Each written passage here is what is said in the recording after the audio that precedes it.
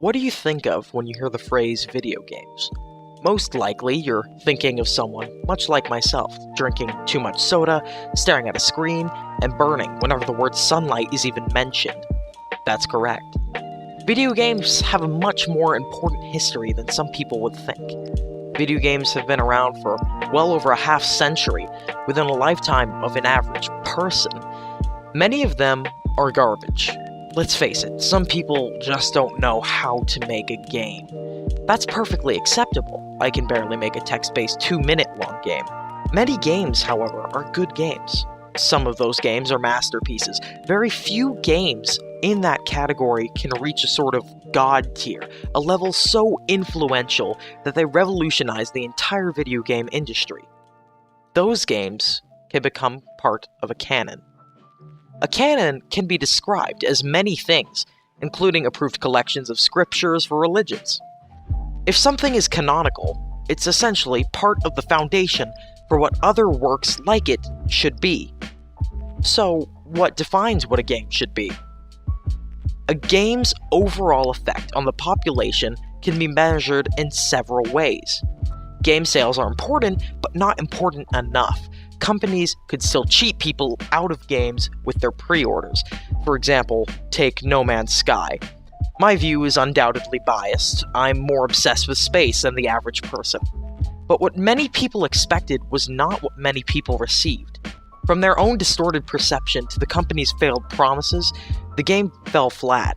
Even Sean Murray, one of the founders of Hello Games, called the game a mistake. He was the guy on TV who happened to help promote the game most of the time.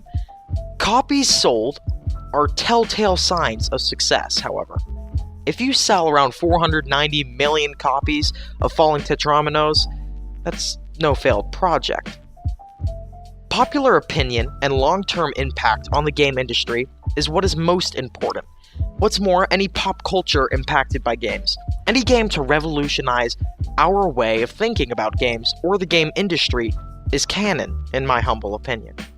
With that out of the way, a short canon like mine can exist with as few as 10 games, despite the fact that thousands upon thousands of games are being left out, really emphasizing the importance of the games in a canon.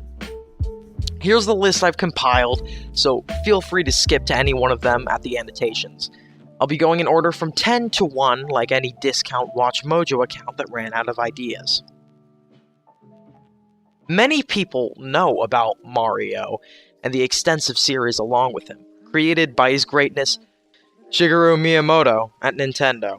In 1996, he created Super Mario 64, a rather courageous platforming game due to the fact that it was in 3D. At that time, games like Bubsy 3D tried and failed horrendously. Essentially, nobody in the game industry knew whether or not it was safe to make a game in 3 dimensions. Then along came Mario, pushing everyone aside and landing an enormous cannonball that drenched all the other games and convinced everyone it was safe to get their feet wet, Damon Hatfield says. In particular, Mario 64 established precedents for analog control of our characters and a dynamic in-game camera system. When you think of ridiculously inappropriate game series, you probably think of Grand Theft Auto. Not only will I not talk about many things that happens, because this is a school project, I'll stick to the fact that the third one in the series was groundbreaking.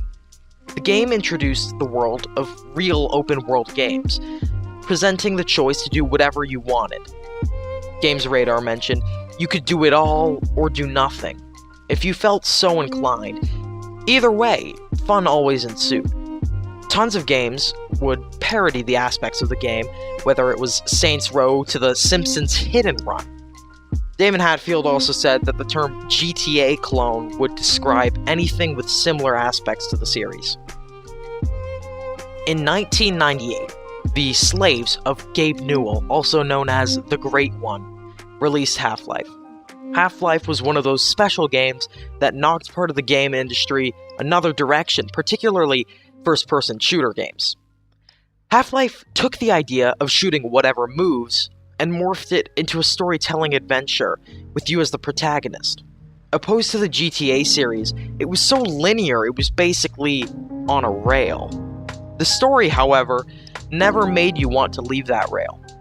GamesRadar also mentioned, Gordon Freeman's FPS adventure took video game storytelling to a new level by plopping you in the frying pan and never taking a break. Minecraft is an example of what happens when you drop a tiny match in a forest, covered with oil, with a dash of propane, nitroglycerin, and napalm. You get it. Minecraft is a small indie game that everyone's come to know. The thing that allowed Minecraft to get away with graphics from 1319 was the fact that Sandbox is an understatement, quite frankly. You could practically do anything you wanted. So when people heard about Minecraft, like mentioned previously, it spread like a wildfire. Tons of spin-off games were created, and the end result of the game's impact was a spike in indie games, a massive community, merchandise, and Microsoft even eventually bought Minecraft. How have you not heard of Tetris? Really, it's basically, well, canon. GamesRadar described it as the philosophical blueprint for what a handheld game should be. Tetris was released on basically every platform, and Nintendo really struck gold on this one. Damon stated, it also created the puzzle game genre, at least by modern standards.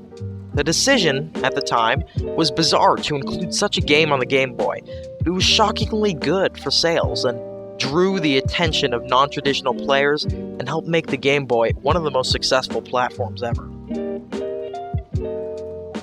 Revealed in 1993, Doom popularized the idea of a three-dimensional game. Don't get me wrong, I know Wolfenstein 3D started the craze. Doom took those ideas and made them more action-packed, more fast-paced, and much more gruesome. The game was so popular, it, quote, found its way into every office cubicle and school computer lab across the nation. Doom definitely changed the FPS genre forever, and continues to, as people still make custom maps for a game over 23 years old. You've probably never heard of Space War, because I certainly feel I'm not the only one. Maybe I am. Anyway, this game is literally over half a century old. It wasn't the first game, but what it had going for it was its originality. It was the first game to ever be considered popular and inspired many other games after it.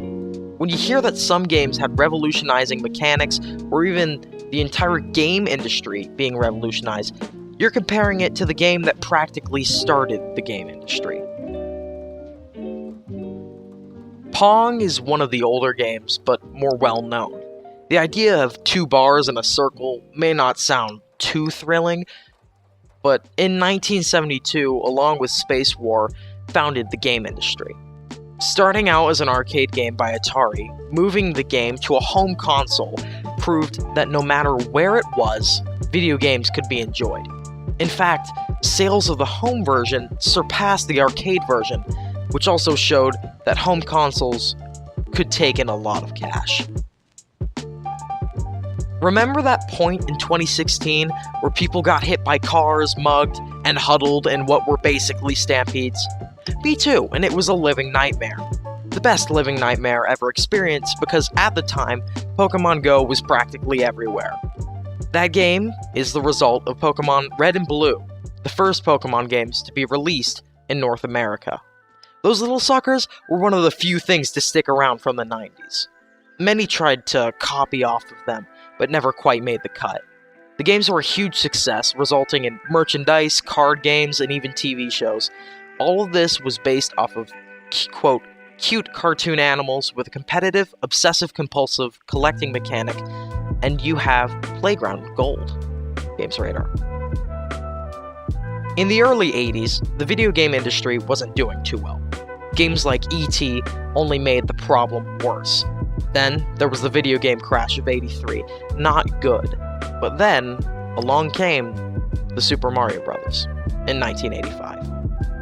Nintendo, along with His Greatness, Shigeru Miyamoto, bundled the game with the NES, and before you know it, the game was a smash hit. GamesRadar says, aside from almost single-handedly resurrecting the home gaming market, Super Mario Bros. Was also revolutionary from a design standpoint.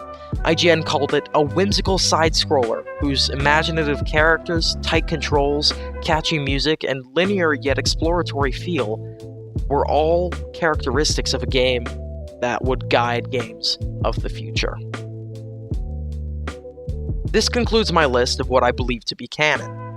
This is nowhere close to my list of favorite games, but after cross-referencing multiple lists and analyzing the characteristics of each game mechanic, I've created a somewhat summarized list of the community's set of standards condensed into a 10-piece list. I know this list won't fit everyone's idea of what something canonical should be, but that's not the goal. Thank you for listening to my classic school project on revolutionary video.